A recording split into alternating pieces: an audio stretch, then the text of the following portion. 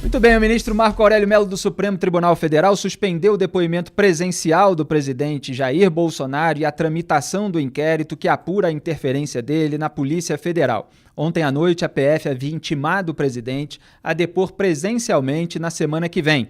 A Advocacia Geral da União entrou com um recurso no STF para que o depoimento fosse realizado por escrito. Até o julgamento sobre a forma do interrogatório, fica suspenso o efeito da intimação da PF para que Bolsonaro prestasse o depoimento presencial na semana que vem. Marco Aurélio vai levar o caso ao plenário do Supremo. Como relator do caso, Celso de Mello está de licença médica, esse caso ficou incumbido ao Marco Aurélio Mello, segundo membro mais antigo da corte.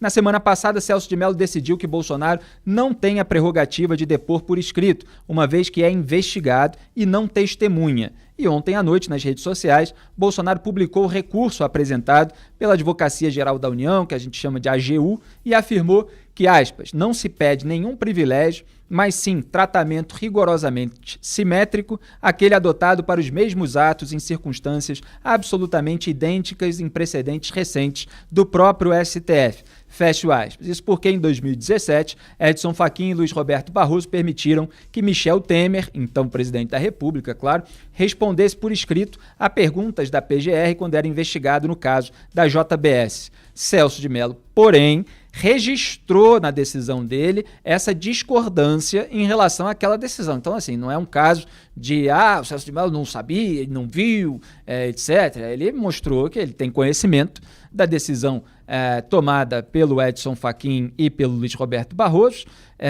No entanto, ele discorda dela. E eu vou ler aqui esse trecho da decisão do Celso de Mello. Abro aspas. Não desconheço que os eminentes ministros Edson Fachin e Roberto Barroso deferiram ao então presidente da República, Michel Temer, a possibilidade de apresentar depoimento por escrito, fazendo com apoio no artigo 221 do Código de Processo Penal, apesar da condição de investigado ostentada pelo, à época, chefe de Estado em referidos procedimentos penais. Entendo com toda a vênia devida a esses eminentes, dignos, respeitáveis e brilhantes juízes da Suprema Corte, que a orientação por eles perfilhada e apoiada em sumária fundamentação não pode ser aplicada aos chefes dos poderes da República, inclusive ao próprio presidente da República, quando se registrar situação em que figurem eles como suspeitos, investigados ou réus. Fecho aspas. Então foi esse trecho aí da divergência do Celso de Mello. E como não tem uma decisão geral estabelecida em plenário, o Celso de Mello deu a interpretação dele, onde existe, de fato, uma lacuna. De acordo com o Globo, 3 ministros já disseram, em caráter reservado, discordar da decisão de Celso de Mello. Não é difícil adivinhar quem são. Segundo eles, o depoimento presencial seria desnecessário. A PGR, Procuradoria-Geral da República, também já questionou a decisão de Celso de Mello. O PGR Augusto Aras, que testou positivo para a Covid-19 hoje, defende que, na ausência de regras para chefes de poder investigados, as diretrizes deveriam ser as mesmas para as aplicadas a testemunhas ou vítimas. O depoimento de Bolsonaro é uma das últimas diligências a serem feitas no inquérito. Caberá à PF produzir um relatório sobre o caso, apontando se houve crime por parte do presidente, e Aras deverá decidir se oferece denúncia ou se arquiva o inquérito, que obviamente é a decisão mais provável, mais esperada. Seria uma surpresa positiva, na minha visão, que o Augusto Aras denunciasse o presidente, pelo menos por advocacia administrativa. Mas o Aras foi escolhido pelo próprio Jair Bolsonaro, já sendo detrator da Lava Jato. Bolsonaro sabia muito bem aquilo que estava escolhendo, então é bastante improvável que isso aconteça, mas não é impossível. E é claro que a gente vai mostrar tudo que precisa ser mostrado. Tem muita gente, aliás, no Brasil, até bom fazer um parênteses sobre esse assunto, que fala assim, isso aí não vai dar em nada, tipo, deixa pra lá porque não vai dar em nada. Essas pessoas, elas sempre se somam àquelas que têm um interesse mesmo, proposital, de que tudo acabe em pizza. Elas acabam fazendo uma campanha conjunta para que as coisas que precisam ser ditas não sejam ditas simplesmente porque isso aí não tem chance. Imagina se eu vou deixar de dizer alguma coisa porque eu acho que alguém não vai tomar a decisão correspondente àquilo que eu acho que é o certo. Eu vou fazer a minha parte de chamar atenção para aquilo que é muito grave. Um presidente da República interferir na Polícia Federal pela motivação de haver investigações sobre os seus familiares, seus amigos e seus aliados. E ter isso, ter escrito isso em mensagens e ter dito isso na reunião ministerial de 22 de abril, no caso do Jair Bolsonaro, dizendo: vou interferir para o Sérgio Moro, depois de todo aquele discurso a respeito da reclamação dele sobre falta de informações da Polícia Federal. Ele, obviamente, tenso, que a qualquer momento pudesse explodir alguma coisa sobre os filhos dele. Depois, inclusive, deu uma entrevista em que falava da tensão de operação, de busca e apreensão na casa de filho meu. Eu fiz vídeo mostrando esses trechos, né, e reunindo todos esses elementos. A mensagem que ele mandou com a nota do antagonista, falando da investigação de deputados bolsonaristas que poderia atingir o Carlos Bolsonaro e dizendo que isso era mais um motivo para troca. Ele ter mandado mensagem para o Sérgio Moro dizendo que ele já tinha 26 superintendentes, como se fosse o Moro que nomeasse os chefes de superintendência e não fosse um processo interno da própria Polícia Federal, e que o Bolsonaro ele queria apenas só umazinha, né? Só a do Rio de Janeiro. Quer dizer, uma motivação clara, e isso aconteceu depois do avanço das investigações sobre o Flávio Bolsonaro. Jair Bolsonaro começou a exigir essa troca, a querer mexer no comando da PF lá no Rio, e aí ele não conseguiu, e aí quis trocar o diretor-geral para conseguir, no começo do segundo semestre de 2019, quando avançou o inquérito sobre o Flávio Bolsonaro na PF do Rio. Porque tem dois desdobramentos: tem um inquérito eleitoral, que também é baseado nesses casos de desvio de dinheiro público no gabinete, e o outro, que é o mais famoso, aí, que houve 10 recursos do Flávio Bolsonaro na Justiça, que tem sempre esse apelido de rachadinha, que a gente mostra sempre que se trata de peculato. É desvio de dinheiro público em benefício de si ou de terceiros, né? Então tudo isso é muito grave. A gente vai continuar chamando a atenção e vai continuar vigilante em relação a todo o encaminhamento desse inquérito, a todas as etapas. Então agora houve essa suspensão, e a gente tem duas sonoras aí, né, produção? Então, antes de eu comentar o caso específico, técnico, jurídico, vamos lembrar aqui um trechinho do Bolsonaro. Pode soltar. Já tentei trocar gente da segurança nossa no Rio de Janeiro, oficialmente, e não consegui. Isso acabou. Eu não vou esperar fuder minha família toda, de sacanagem, ou amigos meus, porque eu não posso trocar alguém da segurança na ponta da linha que pertence à estrutura nossa. Vai trocar. Se não puder trocar, troca o chefe dele. Pode trocar o chefe dele? Troca o ministro. E ponto final. Não estamos aqui para brincadeira. Muito bem, tem mais um trechinho também. Esse é aquele trecho engraçado, né, produção, em que ele diz que falou PF, que ele não falou Polícia Federal, justamente na reunião ministerial de 22 de abril. Pode soltar. E vamos lá, pessoal, se for pertinente. Presidente, a pergunta aí. Há 2 dias o senhor... Acaba a entrevista. Presidente, há 2 dias o senhor falou textualmente pra gente, do alto da rampa do Planalto, que o senhor não citava a Polícia Federal no vídeo. Por que a transcrição traz a Polícia Federal e o senhor passou uma informação equivocada pra gente? 2 letras, PF. É Polícia Federal. Ô, cara! Ô, cara! É engraçado, obviamente, ver o presidente tentando se sair dessa situação absolutamente embaraçosa em que ele próprio se meteu. E ele mente descaradamente quando ele diz que se referia à segurança física familiar. Ele tentou fingir que não estava falando em Polícia Federal, e aí saiu o vídeo e mostra ele falando em Polícia Federal, falando em PF, reclamando da falta de informação.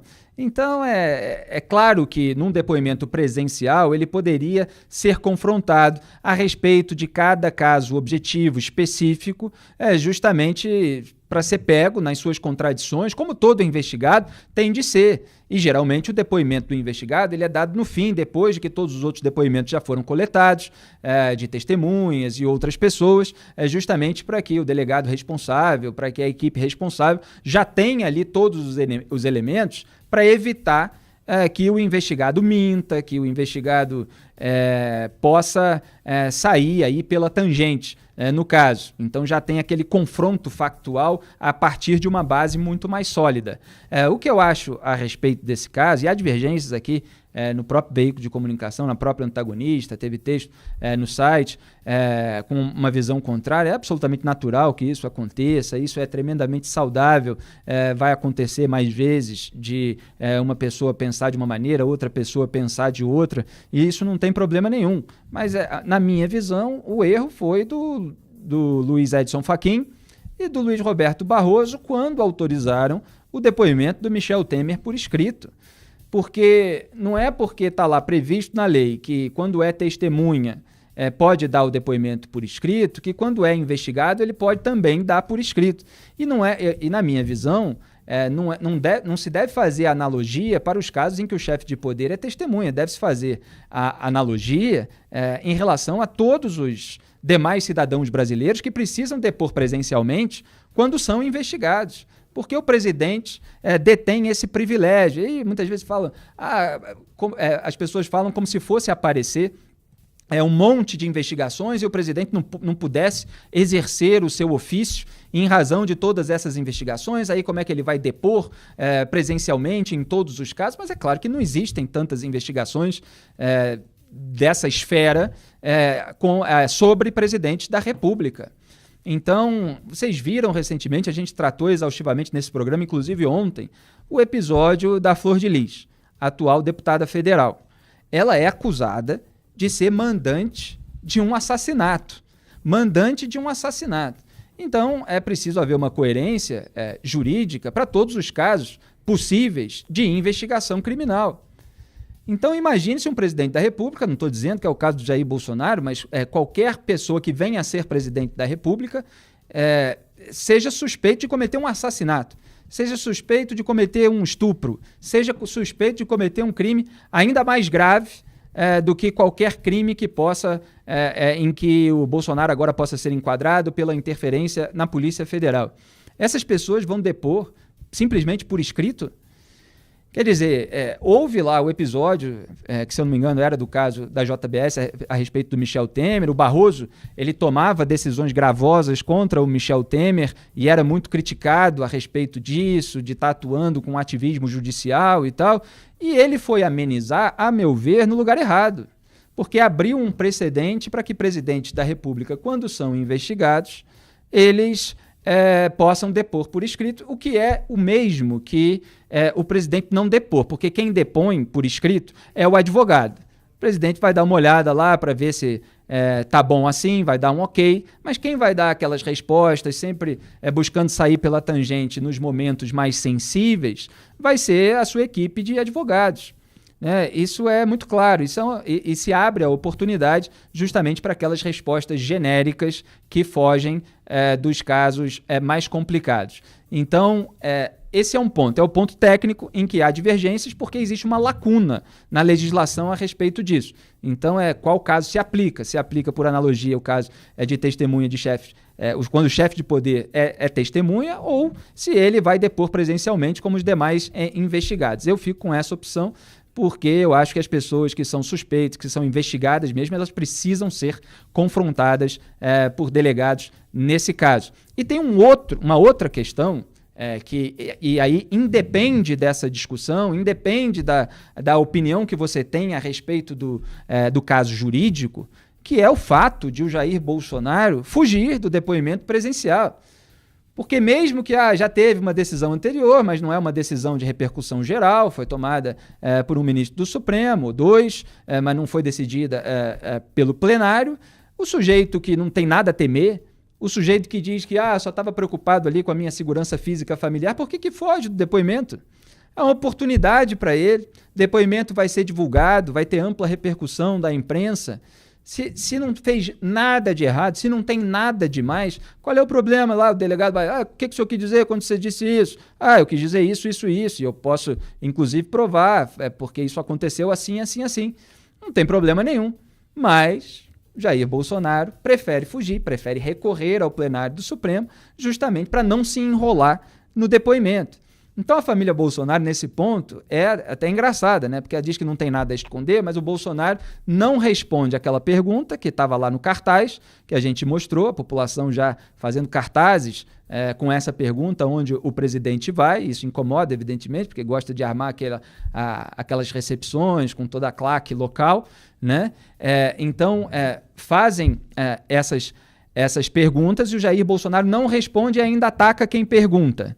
Ele também foge do depoimento presencial. E o Flávio Bolsonaro, ele celebra a censura, a exibição numa emissora de TV de documentos do processo que corre em sigilo a respeito do desvio de dinheiro público no gabinete.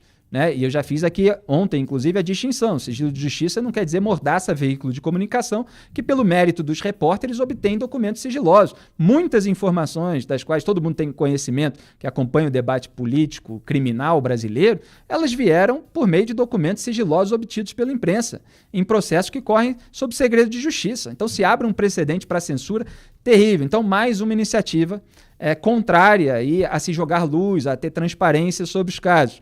E o Flávio Bolsonaro ainda tinha mais um caso a respeito disso. Assim, ele foge da acariação com o Paulo Marinho, que disse que foi vazado para o Flávio Bolsonaro, por meio dos seus assessores, a informação sobre a Operação Furna da Onça, que atingiria o Fabrício Queiroz, seu então assessor, e a filha Natália Queiroz, então supostamente assessora do Jair Bolsonaro, então deputado federal, né, que ela é suspeita de ter sido funcionária fantasma, não só do Jair, como também do Flávio. Então nada a esconder, mas se foge de tudo. Nada a esconder, mas se celebra que não se explique nada, que não se esclareça, que nada venha à tona. É claro que é um comportamento bastante contraditório, né? A diferença entre a retórica e a prática que a gente tem visto aí durante esse governo.